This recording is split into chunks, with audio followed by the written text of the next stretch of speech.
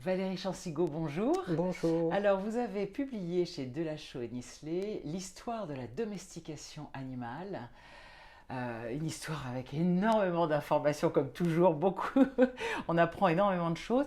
Et on se rend compte qu'en fait, finalement, l'intelligence des animaux est très liée à l'élevage, parce que c'est très intéressant de les rendre un peu idiots, en tout cas de les considérer comme idiots, un peu comme pour l'esclavage d'ailleurs des humains.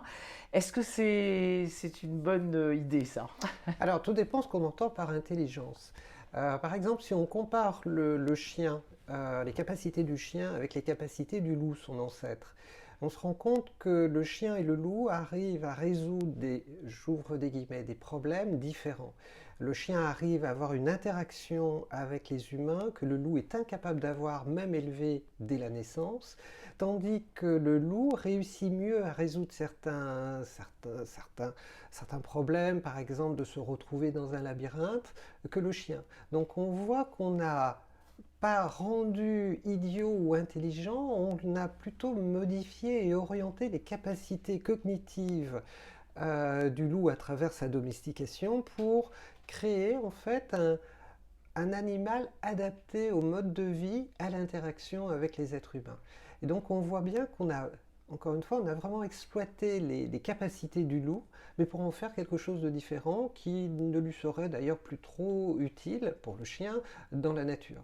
C'est vraiment quelque chose, on l'a rendu apte à servir son but, qui est de servir les êtres humains. Alors, c'est vrai que sur le chien notamment qui rend de multiples services aux humains, mais c'est un animal, je dirais, familier, c'est un animal...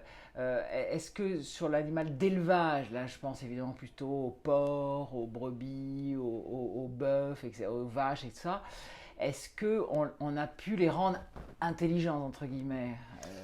Alors, très souvent, ce que l'on cherche à domestiquer dans la sélection des meilleurs comportements, ce sont des animaux qui sont plus dociles, qui acceptent mieux, qui tolèrent mieux les conditions et le stress inhérents au mode de vie artificiel que constitue l'élevage. Et ce sont des animaux qui, encore une fois, très souvent montrent certaines capacités, mais pas forcément les capacités que l'on retrouve chez leurs ancêtres sauvages lorsqu'on les connaît. Et on peut considérer qu'on les a rendus, encore une fois, on les a façonnés à l'image que l'on souhaitait. Et après, l'autonomie de ces individus, de ces animaux, a certainement pâti. C'est quelque chose qui est évident dès qu'on étudie le comportement. C'est des animaux qui voient leur capacité cognitive souvent être réduite. Et alors, en plus, on constate qu'il y a un changement dans le cerveau. Vous expliquez, c'est intéressant, ça, c'est incroyable, parce que tous les animaux d'élevage, finalement, ont le cerveau qui est modifié.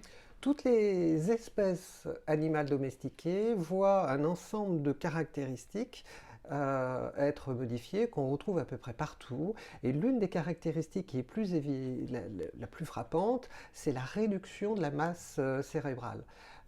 C'est pas la seule, mais c'est quelque chose qui est visible chez à peu près tous les animaux. Et par exemple, chez le porc, par rapport à la masse totale de l'animal, c'est une réduction d'à peu près 30%. C'est énorme. C'est absolument considérable.